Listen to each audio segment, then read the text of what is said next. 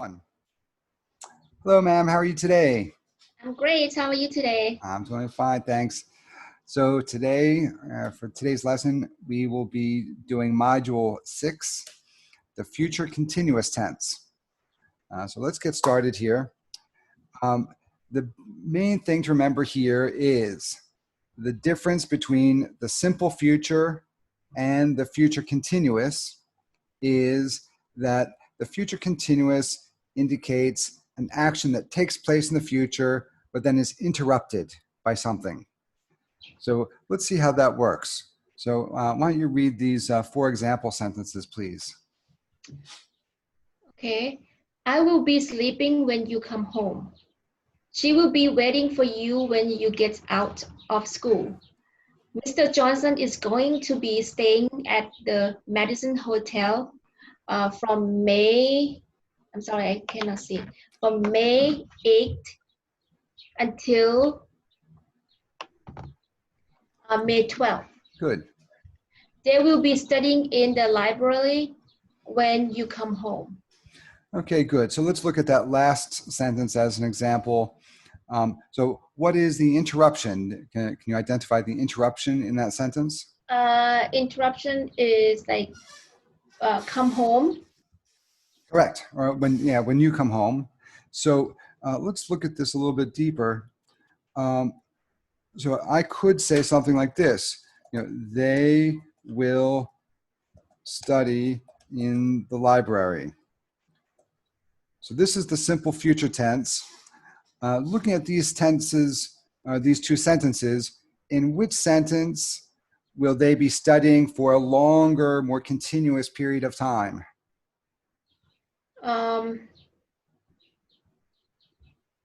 What do you mean? Look at that 4 sentences. No, I'm sorry. These 2 sentences. So we have they will be studying in the library, and they will study in the library. In which sentence will they study for a longer, more continuous period of time? The first one, they will be studying in the library when you come home. That's actually a trick question. The answer is the same. So there's there's no difference. So someone might look at this and say future continuous. Oh, that means it's continuing for a long period of time. The answer is no. So they will study in the library. Maybe they will study for 5 hours in the library, but that's still simple future.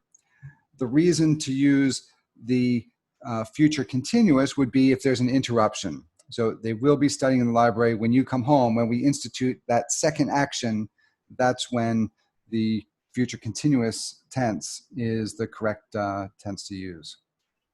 Okay.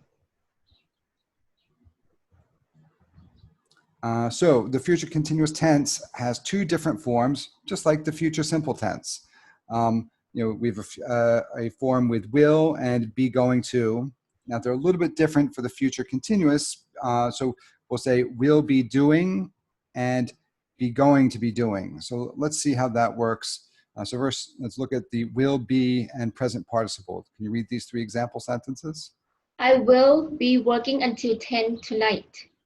Will you be working until 10 tonight? I hope you will not be working late tonight. Good. Okay, so what do you notice about the question form? How is that different? The will come before subject. Correct. Good. So we just changed that word order a little bit. And how do we make the negative form? I will or I won't be working until 10 tonight. Yeah, that's right. So we need the word not here, and that must come after will. So this word order is important. I hope, if we said something like, I hope you will be working not late tonight, that's not correct. So it must, that not must come after the will, or if it came before the will, that would be wrong. I hope you not will be working late. That's incorrect. So this is very important. In some English sentences, you can move words around a little bit. In this particular case, when we're making these negative forms, the not must come after will. Okay, so let's move on and look at the be going to form. Can you read these 3 examples? Okay. She is going to be studying English every night until she takes the IELTS test. Is she going to be studying English every night until she takes the IELTS test? IELTS. Mm-hmm. IELTS test. She is not going to be studying English every night until she takes the IELTS test. Good. And then you'll see the same format changes here with the question form and the negative form. So again, the question form, we use is first and then she. In the negative form, is followed by not, and then going to be studying. So if you remember the simple future tense, this is pretty similar. You know, these structures are pretty similar to the simple future. We're just adding be and then ing. So will be working instead of just will work, and is going to be studying instead of is going to study.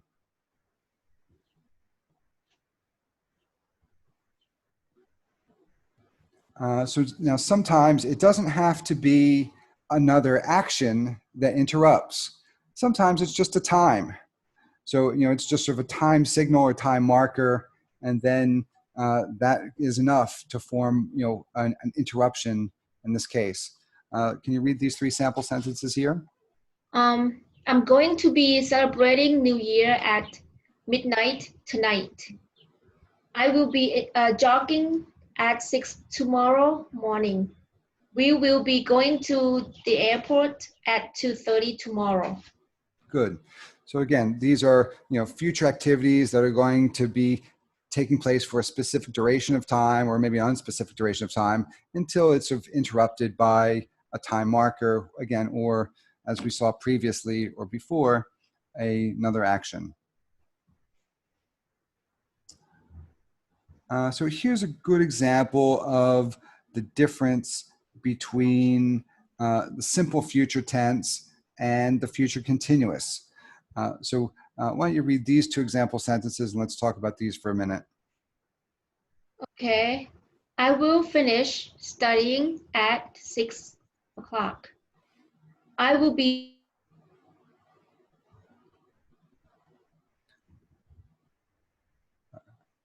I'm sorry, I couldn't hear you. Can you read the second sentence again? Yeah, it looks like you Okay. maybe cut off a little bit. Okay, I will be studying at 6 o'clock. Good. Okay, so both of these have a timestamp or a time interruption. So what's the difference in meaning between these 2 sentences? Can you see how these are different or used differently? The first one, I will finish studying at 6 o'clock. I will